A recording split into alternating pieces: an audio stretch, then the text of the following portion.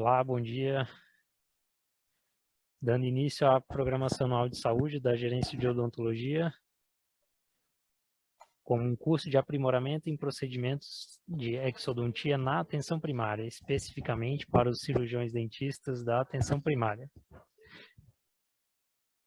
Temos, diante desse curso, uma grande demanda por parte dos próprios servidores da atenção primária, verificando recentemente, através de documentos no SEI, que a grande maioria solicitou esse aperfeiçoamento na realização dos procedimentos de exodontia.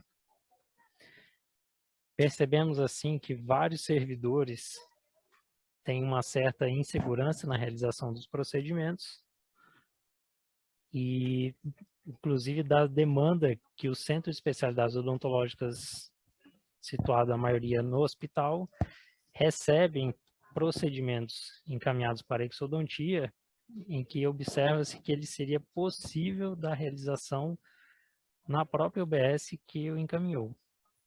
Portanto, esse é um curso que visa que o profissional da atenção especializada vá até a UBS, solicitante do aperfeiçoamento, cirurgião dentista da atenção especializada faça esse acompanhamento em loco, dentro da UBS solicitante, juntamente com o profissional, para assim capacitação, aprimorar uma troca de conhecimento entre os profissionais.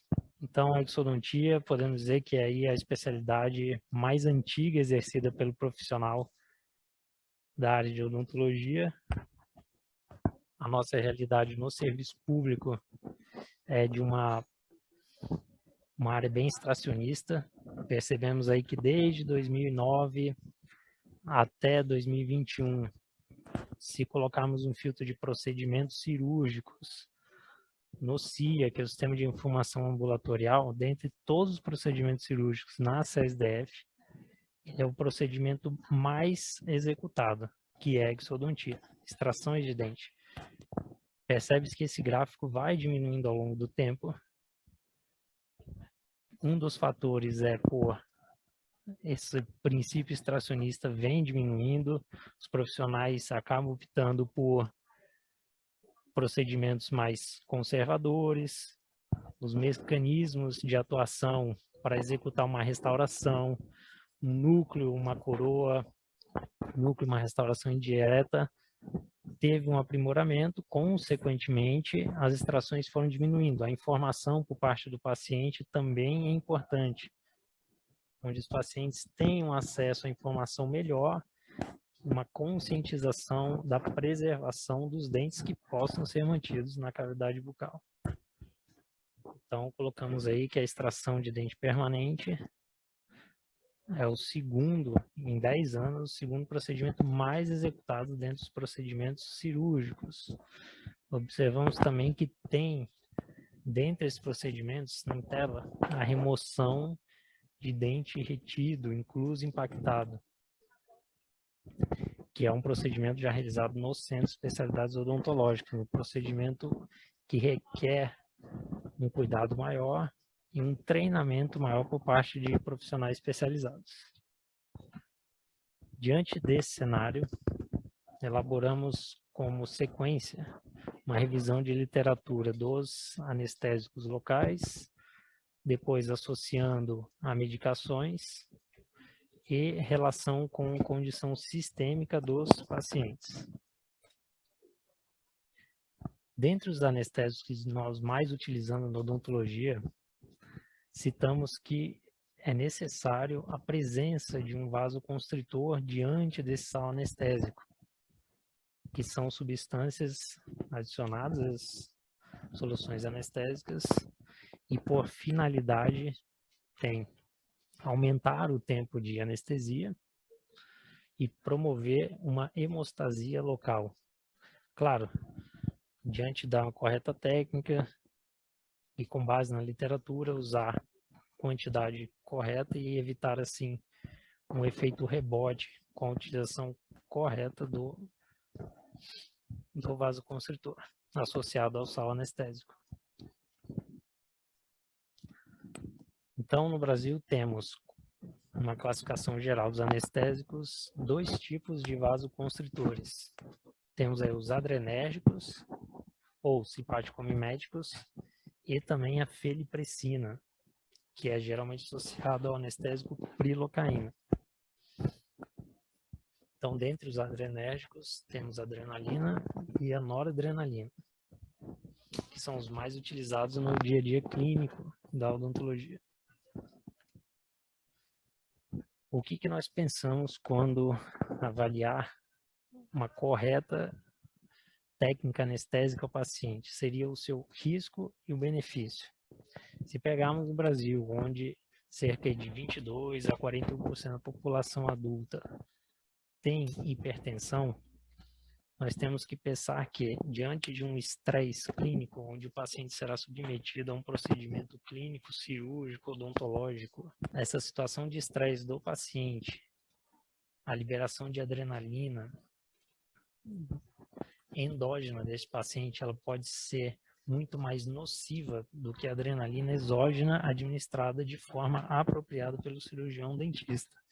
Então, seguindo a correta técnica anestésica, tipo e a quantidade de anestésico, tempo de procedimento cirúrgico, pensando no risco-benefício, torna-se extremamente necessário e viável aplicar um correto anestésico com vasoconstritor a um paciente mesmo ele sendo hipertenso, avaliando sempre o risco-benefício.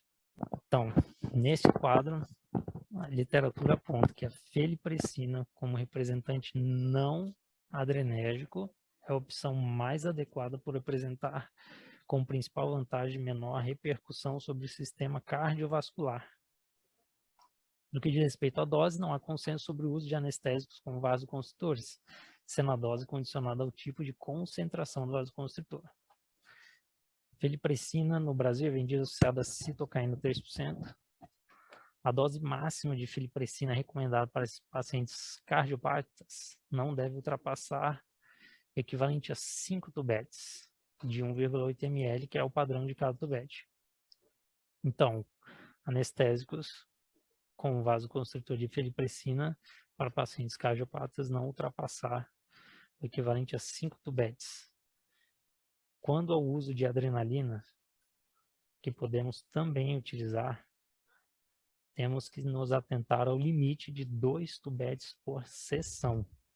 Temos aqui um quadro que é o cálculo da quantidade máxima de tubetes de anestésico que podemos utilizar em um paciente. Aqui temos o exemplo de lidocaína 2%. Ou seja, lidocaína 2%, esses 2% significam 2 gramas do sal em 100 ml, que é equivalente a 20 miligramas por ml. O tubete contém 1,8 ml. Portanto, podemos fazer o seguinte cálculo. 20 miligramas por ml vezes 1,8, que é o que corresponde a um tubete. Sendo assim, teremos 36 miligramas de lidocaína a 2%. Um tubete de lidocaína a 2% tem 36 miligramas. Com base em uma tabela padrão, a dose máxima de lidocaína 2% seria de 4,4 miligramas por quilo de peso. Então, um exemplo prático aí, num paciente adulto com 60 quilos, poderíamos pegar 60 quilos vezes 4,4, que é o cálculo que nós fizemos para a dose de administração. Então, poderíamos aplicar 264 miligramas no máximo de anestésico para esse paciente em questão. Se pegarmos esse valor e dividir por 36 miligramas, que é o que tem em cada tubete, teremos o resultado de 7,3 tubetes. Então, a conclusão desse exemplo em questão seria: o volume máximo de lidocaína 2% para um adulto de 60 quilos são 7 tubetes, fazendo um arredondamento para baixo. Nessa tabela, podemos constatar o máximo absoluto dentre os que estão assinalados aqui com seta azul, os anestésicos que nós mais utilizamos na nossa prática diária de odontologia, que seria do lidocaína 2%, mepvacaína e prilocaína 3%. Então, a dose máxima por quilo de peso corporal do paciente seria 4,4 miligramas para lidocaína e mepvacaína 2% e 6 miligramas para prilocaína 3%. No máximo absoluto, teríamos 300 miligramas para lidocaína e mepvacaína e 400 miligramas para prilocaína. Transformando isso para o número de tubetes, teríamos aí um máximo de 8 tubetes para lidocaína e mepvacaína e um máximo de 7 tubetes para prilocaína. Classificando os anestésicos de acordo com a sua estrutura química. Temos os anestésicos do tipo éster e amida. Os do tipo éster, ou da utilização clínica diária do cirurgião dentista, seria benzocaína, que seria um anestésico tópico em pomada, utilizado bastante numa pré-anestesia dos pacientes e muito utilizado em odontopediatria. Os do tipo amida, temos lidocaína, mepvacaína e daí prilocaína.